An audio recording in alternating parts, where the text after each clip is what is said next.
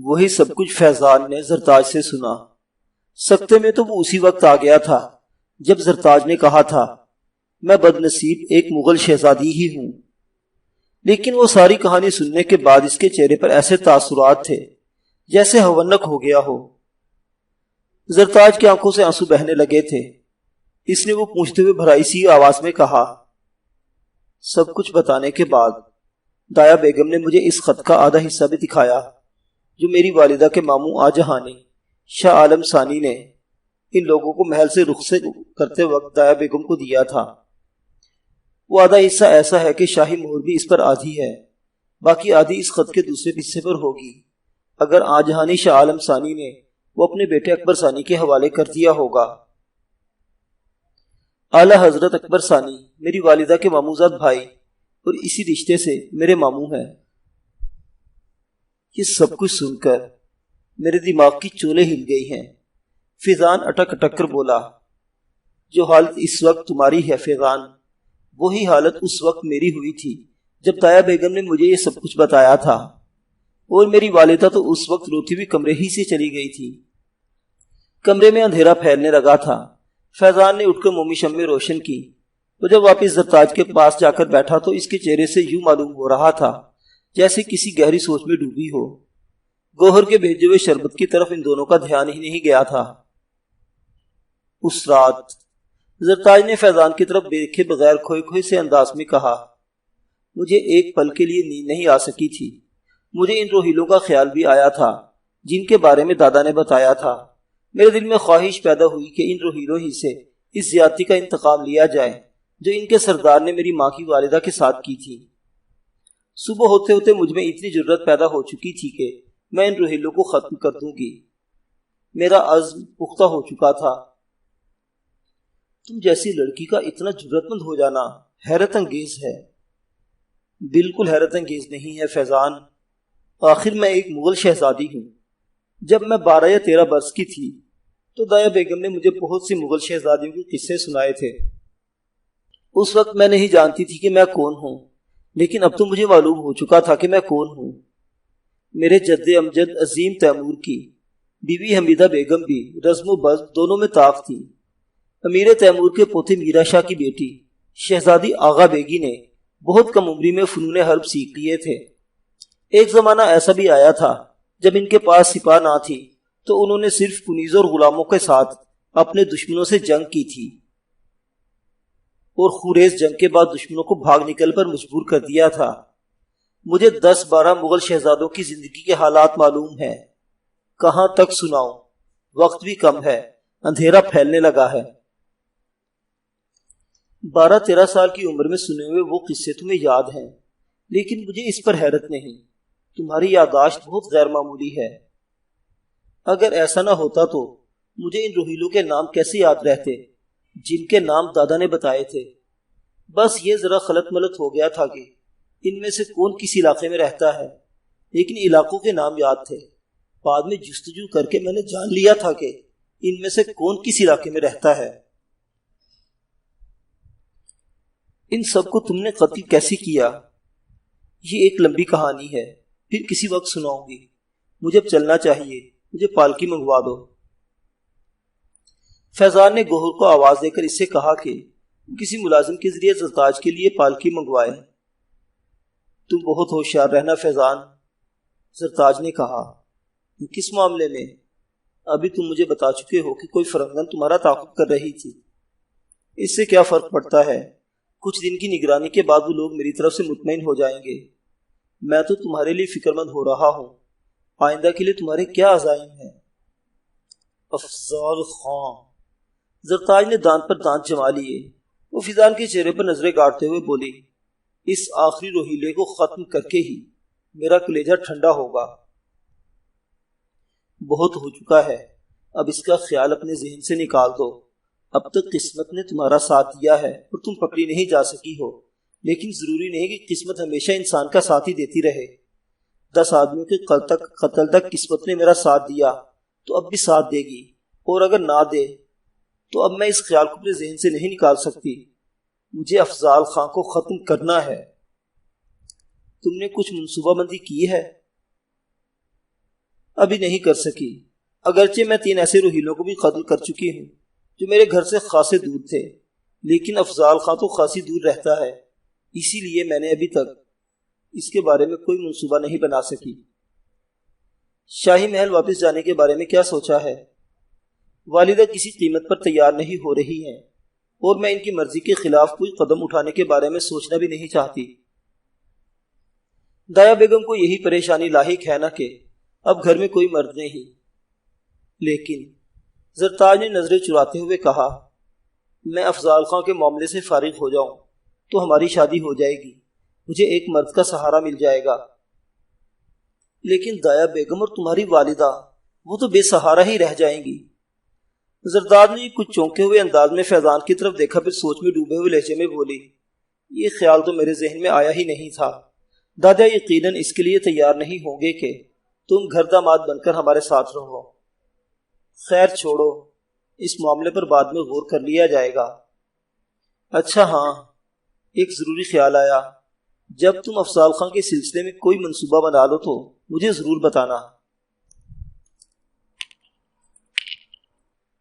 نہیں، میں تم کو اس سلسلے میں اور اس سارے معاملے سے الگ رکھنا چاہتی ہوں، اسی لیے تو میں شادی سے پہلو بچاتی رہی ہوں۔ میں تمہاری مدد کرنا چاہتا ہوں، ہرگز نہیں، تم اس معاملے سے الگ ہی رہو۔ کیا یہ حکم ہے شہزادی صاحبہ؟ فیضان پھیکی سی مسکراہٹ کے ساتھ بولا، مجھے اس طرح مخاطب کر کے میرا دل خون نہ کرو۔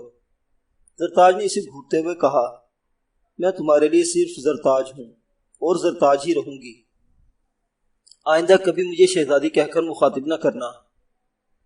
فیضان نے ایک طویل سانس لی، سنجیدگی سے بولا، آج رات بھر تمہاری باتیں میری ذہن میں چکراتی رہیں گی اور آئندہ بھی شاید کچھ دن تک مجھے یہی خیال رہے گا کہ تم نے مجھے خواب میں کوئی کہانی سنائی تھی اپنے بارے میں۔ دایا بیگم سے سب کچھ سننے کے بعد مجھے یہ کچھ ایسا ہی لگا تھا جیسے میں نے کوئی کہانی سنی ہو۔ اگر میں نے اپنے نانا، میرا مطلب ہے اپنی نانی شہزادی مہرون نساء کے بھائی آج ہانی شاہ عالم ثانی کو میں نانا ہی کہوں گی نا، اگر میں نے ان کے خط کا نصف حصہ نہ دیکھا ہوتا تو شاید مجھے بھی مشکل سے یقین آتا کہ دایا بیگم نے مجھے حقیقت سے آگاہ کیا تھا یا کوئی کہانی سنائی تھی۔ آج دایا بیگم کی طبیعت کیسی تھی جب تم گھر سے چلی تھی؟ جب سے وہ بیمار پڑی ہیں ان کی حالت میں کوئی فرق ہی نہیں آ رہا۔ جب انہوں نے مجھے یہ سب کچھ بتایا تھا اس وقت ایسا ہی معلوم ہو رہا تھا کہ ان کا آخری وقت بہت قریب آ گیا ہے، لیکن اب سال بھر سے زیادہ گزر جانے کے بعد بھی ان کی وہی حالت ہے۔ کچھ نہیں معلوم کب وہ ہم ماں بیٹی کو داغ مفارقت دے جائیں۔ یہ جواب دیتے ہوئے زرتاج کی آواز جذبات سے بوجھل ہو گئی تھی۔ اسی وقت کمرے کے باہر سے گوہر کی آواز آئی، پالکی آ گئی ہے بھیا۔ اچھا، فیضان نے جواباً کہا، پھر وہ زرتاج کمرے سے نکلے۔ گوہر نے غور سے ان دونوں کے چہروں کی طرف دیکھا۔ وہ یقیناً یہ اندازہ لگانا چاہتی ہوگی کہ آج تنہائی میں ان دونوں نے کیا کیا باتیں کی ہوں گی۔ جب زرتاج پالکی میں بیٹھ کر وہاں سے روانہ ہوئی تو اس کے پیچھے فیضان کا گھوڑا بھی تھا۔ گھروں میں جلتی ہوئی مومی شمعوں اور شمعوں کے فانوسوں کی روشنی میں مشکل ہی دریچوں سے نکل کر راہ گزر تک آ رہی تھی۔ رات کا ابتدائی پہر تھا، اس لیے شاہی انگریز یا سپاہ کی طلایہ گردی ابھی شروع نہیں ہوئی تھی، لیکن نزدیکوں دور سے کچھ گھوڑوں کی ٹاپیں سنائی دے رہی تھی۔ وہ لوگ اندھیرا پھیلنے کے بعد اپنے گھروں کو جا رہے ہوں گے، کہیں کہیں کوئی پیدل جاتا ہوا بھی نظر آ رہا تھا۔ ترکمان دروازے سے گزرتے ہوئے ایک پالکی بھی جاتی نظر آئی۔ اندھیرا پھیلنے کے بعد کرائے پر چلنے والی یا لوگوں کی ذاتی پالکیاں کم ہی نظر آتی تھیں۔ وہ دہلی پر نادر شاہ درانی سے پہلے کا زمانہ تھا جب اس وقت بھی شہر بارونق نظر آیا کرتا تھا۔ زرتاج کا گھر مومگروں کے چھتے میں داخل ہوتے ہی تھا۔ فیضان یہ دیکھ کر چونک گیا کہ گھر کے باہر خاصے لوگ جمع تھے۔ زرتاج جب گھر میں داخل ہوئی تو وہ بھی ہکا بکا سی ہو گئی، کیونکہ وہاں آس پاس سے رہنے والی خاصی عورتیں اور جوان لڑکیاں موجود تھیں۔ وہ لڑکیاں لپک کر زرتاج کے قریب آئیں۔ انہیں اندازہ ہوگا کہ حقیقت جانتے ہی زرتاج کی کیا حالت ہوگی۔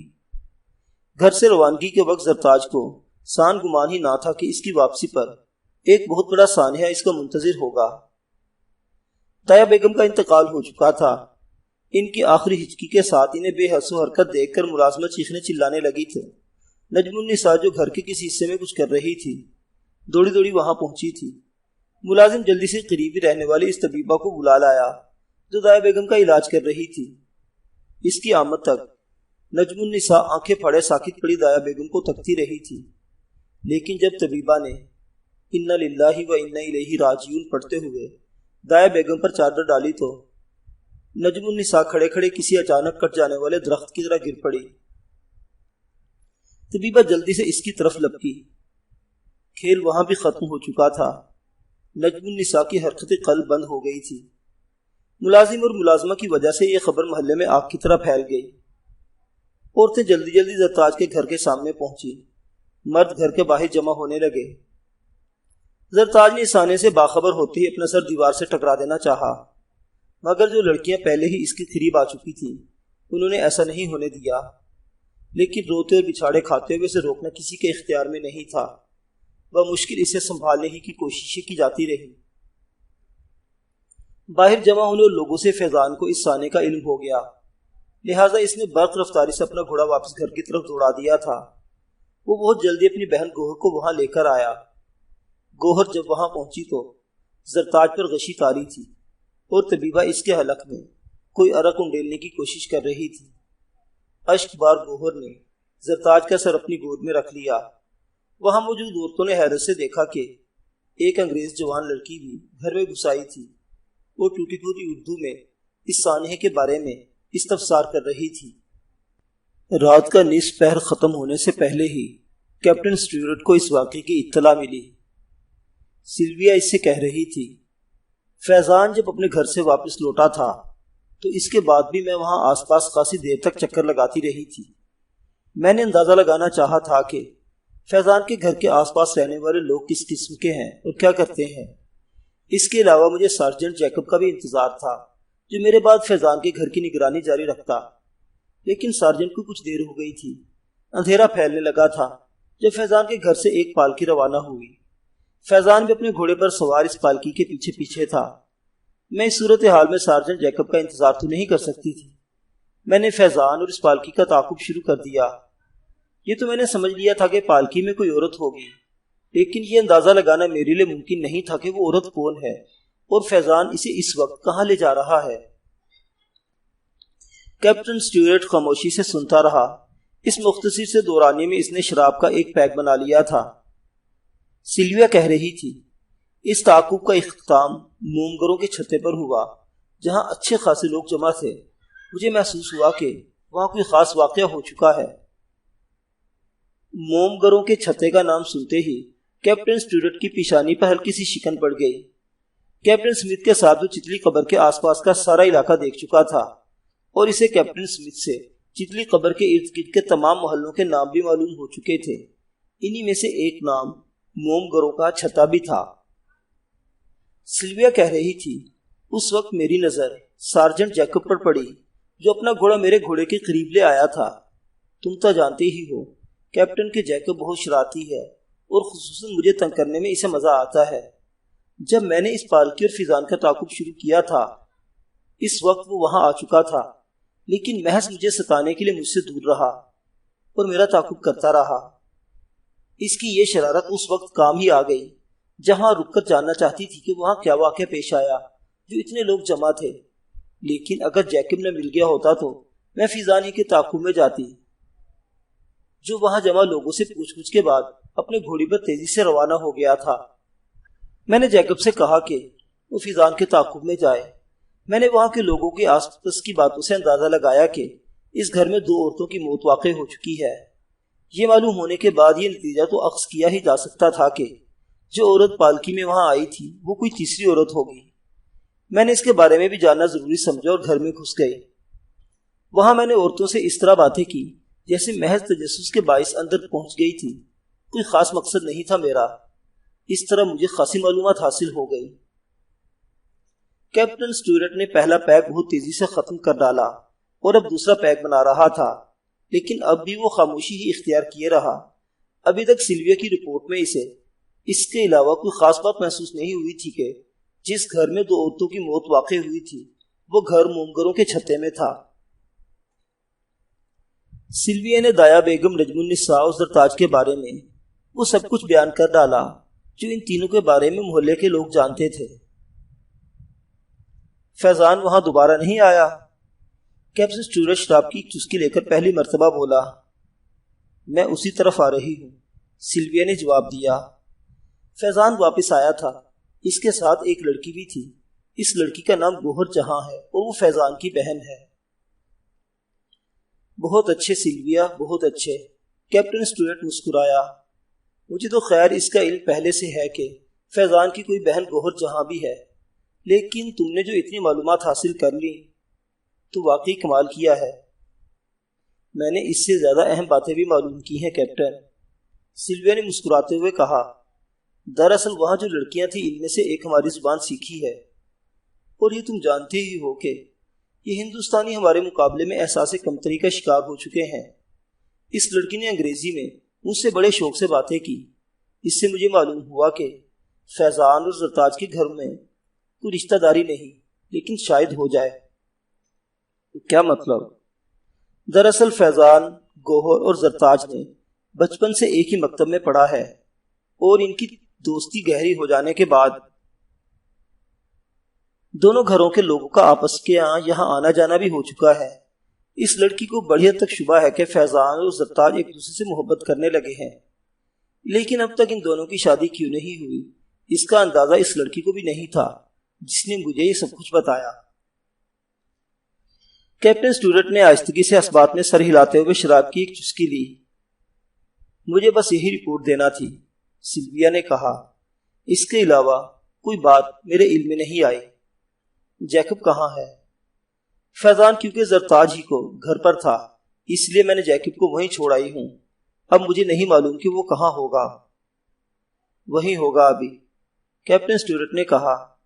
جب دونوں گھروں میں قریبی تعلقات ہیں اس لیے ابھی فیضان کو بھی وہاں ہونا چاہیے۔ اب تم جا کے آرام کرو سلویا۔ ایک بات پوچھنا چاہوں گی۔ کیپٹن اسٹیورٹ سوالیہ نظروں سے اس کی طرف دیکھنے لگا۔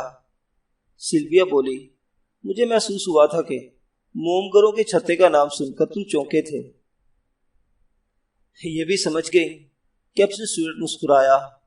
تم بہت ذہین ہو سلویا، اسی لیے میں نے فیضان کی نگرانی پر جیکب کے ساتھ تمہیں مامور کیا ہے۔